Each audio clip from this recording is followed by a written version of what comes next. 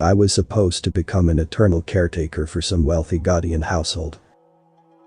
Through several of their generations, I would have been enslaved, cleaning after the droppings of their spawn and changing the breeches of their senile elders. We elves are soft folk after all, too docile to hurt another intelligent being. As such, we make perfect slaves for the races that rule this wretched wasteland.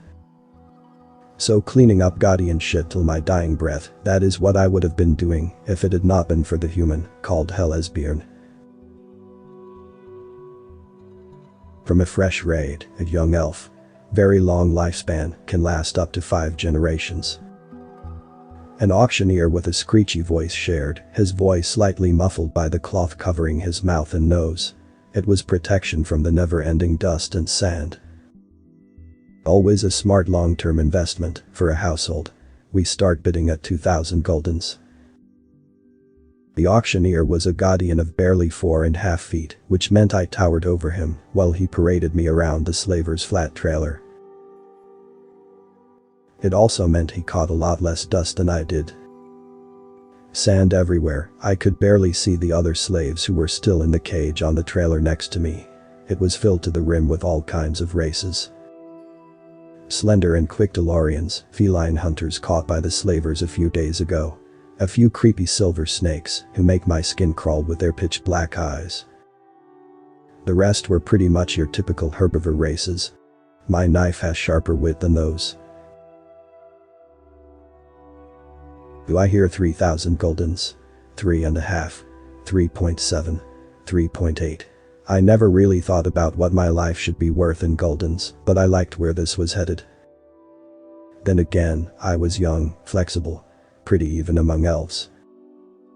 Oh, I can still remember some of the stares I caught when I glided through the tree lines. I should never have left. Barely a day out of the woods, and I earned myself a fast-track career into slavery. 4.1. Last call. Sold. The Guardian auctioneer screeched in excitement as he pushed me towards a conglomerate of armed warriors that surrounded an imposing vehicle. It was a desert rider, the kind of 6-wheeler you used to transport a group of raiders through the desert. It was owned by a shrewd-looking, gray-bearded Guardian. Then again, they all looked that way to me, with their green-skinned greedy faces, hook noses, and calculating eyes. One of the Tauriers grabbed me by my chains, jerking me forward without difficulty. Unlike the Guardians, the Taurier was on eye level with me, and evidently a lot stronger. I never had been this close to one, and I decided at that very moment that they smell as much like cows as they look alike. Very special product. Please pay attention. The auctioneer continued while adjusting his goggles against the dust.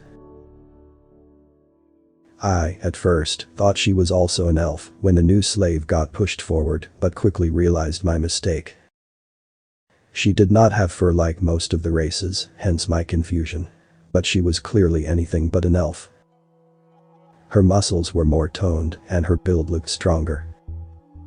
She was close to my height, a little over 6 feet, and had weird round ears. This, ladies and gentlemen, is a first-time Prime product. This is a human.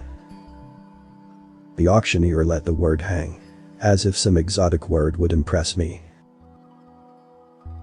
Due to rigorous testing. Damn, she got tested and still looks that tough. We discovered that this slave can carry weight unlike any other 2-foot race, has the ability to endure the harshest conditions, and can labor for days with only night rest. On top of that, our examiners estimate a lifespan of 3 generations. Bidding starts at 6,000 guldens. I must have audibly gasped because my new Guardian master gave me a stern look. I am not saying I lowered my head, but I did miss the first few bids. 8.5, 8.7, 9,000, 9.2. The bidding went higher and higher, and surprisingly the human herself remained expressionless. She stared ahead, seemingly ignoring the sand that was blowing in her face relentlessly. It was only then that I noticed her chains had glowing red diagrams. Ah, pacifier chains. No wonder. That kind of magic could even dull a fen wolf like a puppy. Sold for 15.2 thousand guldens to our prestigious gentleman buyer. The guardian that bought me for the price of a small house had just bought the strange creature for 3 times the amount. We were very lucky, as this guardian must own his own desert caravan or be close to the Mad Prince himself. We will be slaves, but we will be pampered slaves.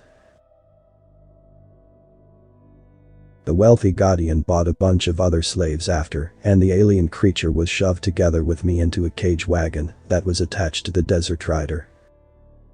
Up close, I noticed that her light pale skin was decorated with what seemed to be an intricate set of patterns, unlike any I had ever seen before. The lines were made by a range of symbols that must have been some kind of lettering or language unfamiliar to me. She did not possess the familiar high cheekbone structure like most races had, and had a soft and slightly rounded face that contrasted with her angular limbs and muscles. Her features were draped by curly black hair that went till her shoulders. If not for the lifeless blue-eyed stare and her slouched posture, I would have considered her attractive by elven standards. When the wagon pulled off, the sudden movement threw me against her and some of the Delorian slaves, the latter of whom hissed instinctively. The patterned alien did not make a sound, like she was completely unfazed by the ordeal of being squished in a cage. Unnerved by her vegetative state, I decided to focus ahead on the large desert rider pulling us along. It was typical Guardian magic-fueled machinery, constructed to be able to traverse the endless deserts and tundras that covered the continent of Hyrule. Elders of the jungles taught elven children that once the whole continent had been a vibrant land of green, but my sand-filled breeches made this visual seem far-fetched.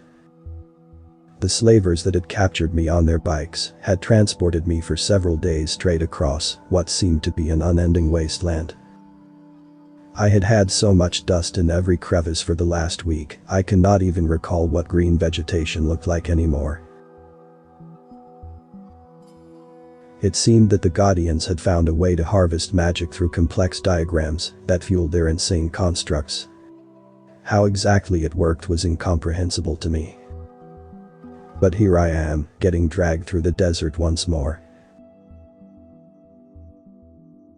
Author's name and the link to original text is in the description.